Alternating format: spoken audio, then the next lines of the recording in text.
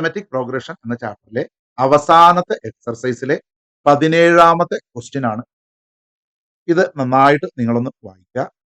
Okay, ഒരു സ്കൂളിൽ പൊല്യൂഷനൊക്കെ അവിടുത്തെ കുറക്കുവാൻ വേണ്ടിയിട്ട് സ്കൂളിലെ കുട്ടികൾ എല്ലാവരും കൂടി ചെടികൾ നടാനായിട്ട് തീരുമാനിക്കുക. അത് ഇങ്ങനെയാണ്, ഓരോ ക്ലാസ്സിലെ ഓരോ സെക്ഷനും അവർ ഏത് ക്ലാസ്സിലാണോ പഠിക്കുന്നത് ആ ക്ലാസ്സിന്റെ എണ്ണത്തിനനുസരിച്ചിട്ടുള്ള ചെടി നടണം. ഉദാഹരണത്തിന് 1ാം ക്ലാസ്സിലെ ഒരു സെക്ഷനിൽ പെട്ട കുട്ടികളാണെങ്കിൽ എല്ലാവരും കൂടി ഒരു ചെടി നട്ടാൽ മതി. 2ാം ക്ലാസ്സിലെ ഒരു സെക്ഷനിലെ കുട്ടികളാണെങ്കിൽ 2 ചെടികൾ നടണം. ആ സ്കൂളിൽ ടോട്ടൽ 12ാം ക്ലാസ് വരെ ഉണ്ട്. 10ാം ക്ലാസ് അല്ല കേട്ടോ, 12ാം ക്ലാസ് വരെ ഉണ്ട്. മാത്രമല്ല ഓരോ ക്ലാസ്സിനും 3 സെക്ഷൻ വീതമുണ്ട്. അതായത് 1ാം ക്ലാസ് 3 സെക്ഷൻ ഉണ്ട്, 2ാം ക്ലാസ് 3 സെക്ഷൻ ഉണ്ട്, അങ്ങനെ 12ാം ക്ലാസ്സും 3 സെക്ഷൻ ഉണ്ട്. ഇവരെല്ലാവരും കൂടി അവിടെ ചെടി നട്ട് കഴിയുമ്പോൾ എല്ലാ ചെടിയും കൂടി എത്ര ചെടി ഉണ്ടാകും എന്നാണ് ചോദ്യം. ഞാനിവിടെ ക്ലാസ് 1, ക്ലാസ് 2, ക്ലാസ് 3, ക്ലാസ് 4 വരെ എഴുതിയിട്ടുണ്ട്. യഥാർത്ഥത്തിൽ 12ാം ക്ലാസ് വരെ ഉണ്ട്, നിങ്ങളുടെ ഉണ്ട് കേട്ടോ. നമുക്ക് കുറച്ച് കാര്യങ്ങൾ നോക്കിയിട്ട് മനസ്സിലാക്കാം. ഈ 1ാം ക്ലാസ്സിലെ സെക്ഷൻ എയിലെ കുട്ടികൾ എല്ലാവരും കൂടി ഒരു ചെടി നടും. അതേപോലെ ക്ലാസ് 2വിലെ സെക്ഷൻ എയിലെ കുട്ടികൾ 2 ചെടി നടും. കാരണം അവർ 2ാം ക്ലാസ്സിലെ കുട്ടികളാണ്. 3ാം ക്ലാസ്സിലെ സെക്ഷൻ എയിലെ കുട്ടികൾ 3 ചെടി നടും. എല്ലാവരും കൂടിയാണ് കേട്ടോ. ഓക്കെ, 4ാം ക്ലാസ്സിലെ എ സെക്ഷനിലുള്ള കുട്ടികൾ 4 ചെടി നടും. അങ്ങനെ 12ാം ക്ലാസ്സിലെ എ സെക്ഷനിലെ കുട്ടികൾ 12 ചെടികൾ നടും. ഓക്കെ, അതിവിടെ ഞാൻ വരച്ചിട്ടില്ല. ഓക്കെ, ഇനി ആ ക്ലാസ്സിൽ ഒരു സെക്ഷൻ അല്ല ഉള്ളത്, ആ ക്ലാസ്സിൽ 3 സെക്ഷൻ ഉണ്ട്. അപ്പൊ ഇതേപോലെ ഒരു പിക്ചർ അവിടെ ഓരോ സെക്ഷനിലും വേണം. 1ാം ക്ലാസ്സിലെ സെക്ഷൻ എയിലെ കുട്ടികൾ ഒരു ചെടി നട്ടു, 1ാം ക്ലാസ്സിലെ സെക്ഷൻ ബിയിലെ കുട്ടികൾ ഒരു ചെടി നട്ടു, 1ാം ക്ലാസ്സിലെ സെക്ഷൻ സിയിലെ കുട്ടികൾ ഒരു ചെടി നട്ടു. അപ്പൊ 1ാം ക്ലാസ്സിലെ എല്ലാ സെക്ഷനും കൂടി നട്ട ചെടി എന്ന് പറഞ്ഞു കഴിഞ്ഞാൽ 1+1+1 അത് 3 ചെടികളാണ്. ഓക്കെ, 2ാം ക്ലാസ്സിലെ കുട്ടികൾ എല്ലാവരും കൂടി 3 സെക്ഷൻ ഉണ്ട്.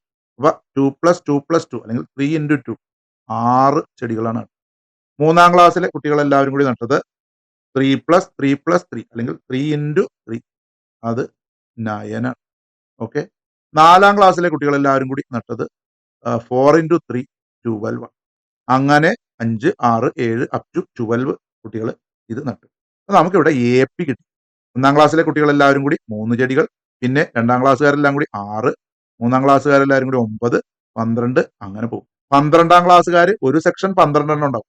അപ്പോൾ 3 × 12 12ാം ക്ലാസ്സിലെ കുട്ടികൾ ലാസ്റ്റ് ടൈം നമുക്ക് ഇവിടെ വേണമെങ്കിൽ പറയാം 12ാം ക്ലാസ്സിലെ കുട്ടികൾ നട്ടിരിക്കുന്ന ചെടി 36 ചെടികളായിരിക്കും. എന്താണ് 36? സെക്ഷൻ എയിലെ 12ാം ക്ലാസ്സുകാർ 12 ഉണ്ട്, സെക്ഷൻ ബിയിലെയും 12, സെക്ഷൻ സിയിലെയും 12, ടോട്ടൽ 36 ആയിരിക്കും 12ലെ. നമുക്ക് ഇത്തരം കാര്യങ്ങൾ മനസ്സിലായി. ഇനി നമുക്ക് പ്രോബ്ലം ചെയ്യാനുള്ള മാർഗത്തിലേക്ക് പോകാം.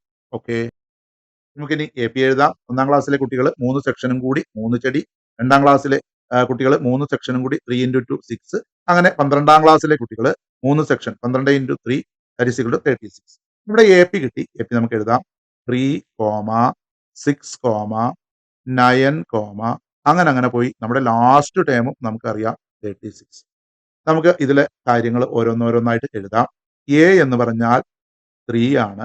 കോമൺ ഡിഫറൻസ് D എന്ന് പറഞ്ഞാൽ 6ൽ നിന്ന് 3 കുറക്കുമ്പോൾ 3 തന്നെയാണ്. ഓക്കെ, പിന്നെ ഇവിടെ 12 ക്ലാസ് വരെ ഉണ്ട്. N 12 ആണ്. മാത്രമല്ല 12ാമത്തെ ടൈമും നമുക്കറിയാം A12 എന്ന് പറഞ്ഞാൽ 36 ആണ്. നമുക്ക് കണ്ടുപിടിക്കേണ്ടത് S12 ആണ്. ഓക്കെ, ഇതാണ് നമുക്ക് കണ്ടുപിടിക്കുന്നത്. SNന്റെ സെക്കൻഡ് ഫോർമുലയാണ്, അതായത് ലാസ്റ്റ് ടൈം AN അറിയാമെങ്കിൽ നമ്മൾ ഉപയോഗിക്കേണ്ട ഫോർമുല വളരെ സിമ്പിൾ ആണ്. അത് ഇതാണ്, N/2 × A+AN എന്നോ A+L എന്നോ ഒക്കെ എഴുതാം. ഞാനിപ്പോൾ AN എന്നാണ് എഴുതി. ഈ ഫോർമുല സിമ്പിൾ ആയിട്ട് എഴുതാൽ മതി. നോക്കൂ, നമുക്കിവിടെ കണ്ടുപിടിക്കേണ്ടത് S12 ആണ്. 12 ടേമാണ് ഉള്ളത്. N/2 അതായത് 12/2 12/2 × A+AN. A 3 ആണ്. 3 + AN എന്ന് പറഞ്ഞാൽ A12 36 ആണ്. അതും കൊടുക്കുക 36. ഓക്കെ, 12/2 എന്ന് പറഞ്ഞാൽ 6 ആണ്. 6 × 3 + 36 അത് 39 ആണ്. ഓക്കെ, 6 × 39 ചെയ്ത് കിട്ടുന്ന ആൻസർ എന്ന് പറഞ്ഞാൽ 239. 34 ആണ്. ഇതാണ് നമ്മുടെ ആൻസർ. നമ്മൾ ഇതൊന്ന് എടുത്ത് എഴുതണം. Total trees planted by the students equal to 234 എന്നും കൂടി എടുത്ത് എഴുതണം. ഇതുപോലെ ഒന്ന് എടുത്ത് എഴുതുക. Total number of trees planted by school is 234.